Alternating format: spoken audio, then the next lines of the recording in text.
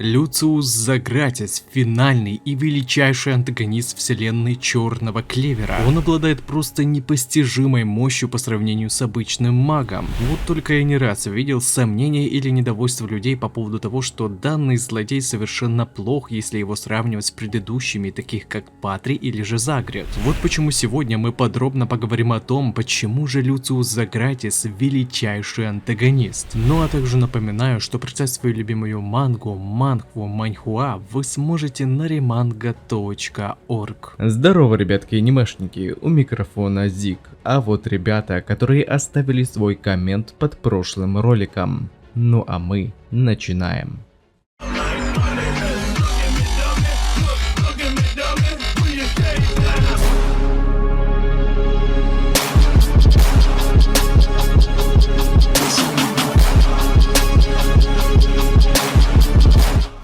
Ни для кого, наверное, уже не секрет, что с самого начала манги, еще с первой главы, Люциус уже начал действовать. Ведь именно из-за его плана создания идеального мира, где человечество больше не познает боли, Юна и оказался в королевстве Клевер. Тогда мы даже не подозревали, что финальным препятствием для главного героя станет именно этот антагонист, который незаметно действовал на протяжении всего повествования сюжета, от самых его истоков и до нынешнего момента. Кстати, у меня на канале вышел ролик по официальной дате выхода новой главы Черного Клевера со всеми плюшками, которые нам приготовил сенсей Табата. Так что, чтобы не пропустить выход 369 главы ЧК, советую посмотреть этот видос. А то как-то некрасиво столько спрашивать меня, когда же выйдет новая глава, а в итоге, когда появилась инфа, не смотреть этот ролик. Те, кто уже его посмотрел, готов каждому пожать руку. Вы приняты в отряд. Welcome to the club, buddy.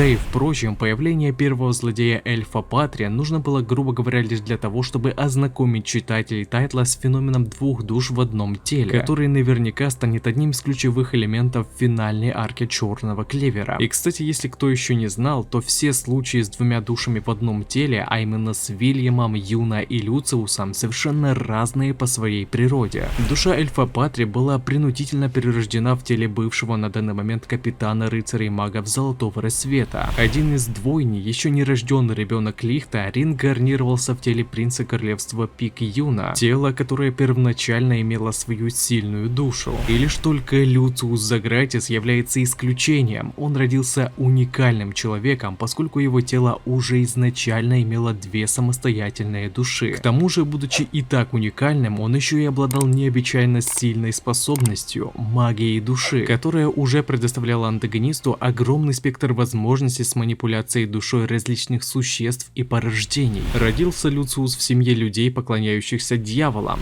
но даже среди них он выделялся как самый талантливый одержимый в истории семейного рода. Пока что неизвестно, был ли антагонист инвалидом с самого рождения или же это является следствием заключения сделки с дьяволом. Однако Люциусу удалось заполучить полную силу верховного дьявола Астарота, став обладателем магии времени, которая сподвигла его к первому толчку с раскрытием собственных амбиций. Так и еще четвертый Загратис стал первым, кто смог полностью вытащить дьявола в мир людей, к тому же еще и не какого-нибудь заурядного демоненка, а одного из трех правителей преисподней. Уже только этот факт делает Люциуса намного могущественнее с точки зрения одержимости, нежели темные триады, сумевшие получить лишь часть силы дьявола. И ведь 100% освобождения дьявольской силы Данте вовсе не одно и то же, нежели 50% проявление Люцифера, ибо в этом случае 50% будут мощнее, нежели 100% в освобождении силы дьявола Данте, так как все упирается в лимит человеческих возможностей и ограничение связи одержимого с человеческого мира и дьяволом с преисподней. Поскольку кто не знал, но по словам Нахта, даже 50% проявление верховного дьявола Люцифера в верхнем мире способно только лишь своим присутствием уничтожить все живое на своем пути. И обратите внимание, что во время этих реплик нам демонстрируют только образ дьявола, а не его истинный облик, подтверждая, что даже такой неполноценный Люцифера представляет собой огромную угрозу. К тому же, во время того, как Люций в преисподней собирался поглотить остальную половину силы Верховного Дьявола, он подтвердил, что даже со второй частью магия Люцифера все еще остается самой могущественной магией во всем мире. А теперь с этой информацией вспоминаем, что антагонист теперь обладает всей мощью Верховного Дьявола гравитации, то есть сейчас по лору четвертый Загратис имеет самую разрушительную разрушительную силу. Но всего бы этого ему не удалось провернуть, если бы не тщательно выведенный до идеала план, поскольку даже с магией души и времени у него бы не вышло самому одолеть даже 50% Люцифера, ведь только с одной половиной магии гравитации и магии времени он сумел сдержать вторую часть силы Верховного Дьявола. В этом и заключается смысл арки Королевства Пик. Антагонисту нужны были сильные пешки, способные одолеть столь могущественного противника, с которым не смог справиться даже он сам. Ну а кто же стал этими пешками?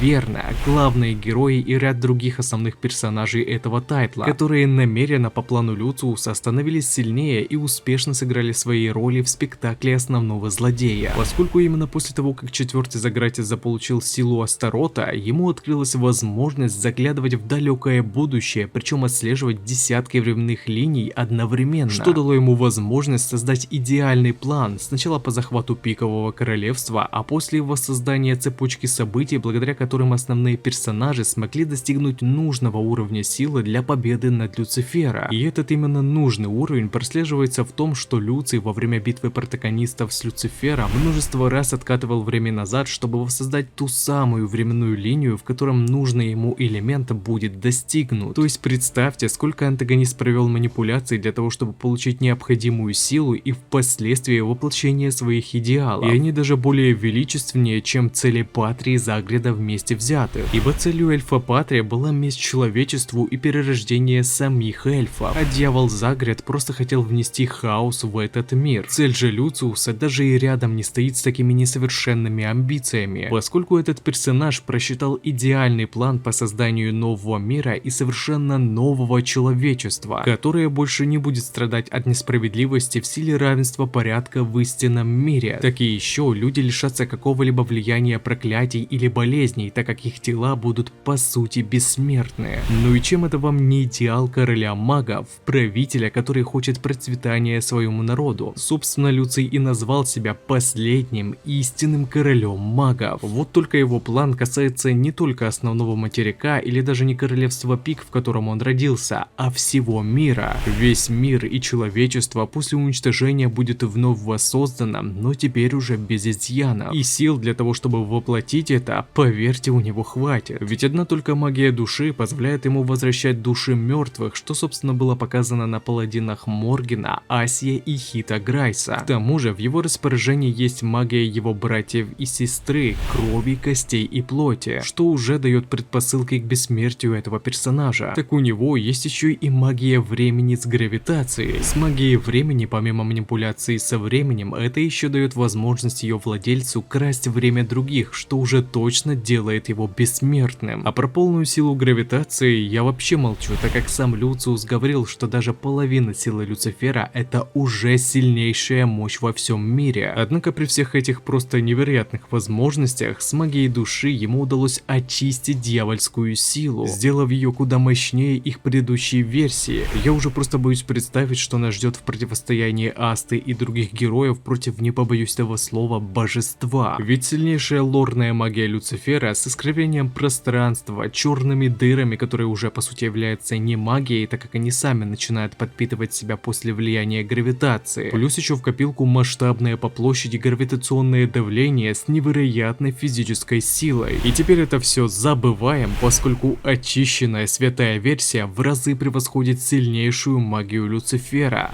Страшно? А при этом это еще не единственные его магические способности, поскольку под контроль Люциусом были взяты все оставшиеся дьяволы в преисподней. Это уже просто безграничная сила, и именно поэтому с устойчивыми амбициями и весомым планом осуществления своей цели, невероятной силой, Люциус Загратис действительно величайший антагонист. У меня и раньше были мысли по поводу того, что в этом сражении главным героям не удастся победить противника, ибо хоть даже Аста и стал сильнее в стране Хина, но как видим из слов Рюда, целью его тренировок не был Зетен, а обучение управления антимагией с помощью Ки. Ведь был бы он уверен в победе Астерикса, Сёгун не стал бы советовать ему провести эксперимент с антимагическим бафом для его товарищей. К тому же Юна уже на пределе после уничтожения одного дубликата Люциуса, а у него их осталось еще уйму, и наверняка нет никакой сложности для создания новых. Так что четвертый Загратис, помимо личной невероятной мощи и паладинов, имеет еще и возможность увеличения численного превосходства. И тут уже уже как знать, поможет ли антимагический баф главного героя. Так что после создания этого ролика уверены в том, что основным героям не удастся сейчас одолеть антагониста, который даже еще не сражался лично на поле боя, только увеличивается. А значит, Асте, Юна и другим придется искать новый способ, как одолеть Люциуса, который уже походит больше не на человека, а на божество с его-то возможностями. И также не забывайте, что прочитать свою любимую мангу и не только вы сможете на remanga.org. А на этом ролик подходит к концу. Пишите свои мысли по поводу этого ролика, выскажите свое мнение, что вам понравилось, а что не понравилось, и несколько комментариев попадут в следующие роли. Если тебе понравился ролик, тогда лайк и подписка для меня будет лучшей благодарностью, а также не забываем про колокольчик, ведь в последнее время не всем приходят уведомления. Всем спасибо за ваш просмотр, мирного неба вам над головой и всем пока-пока.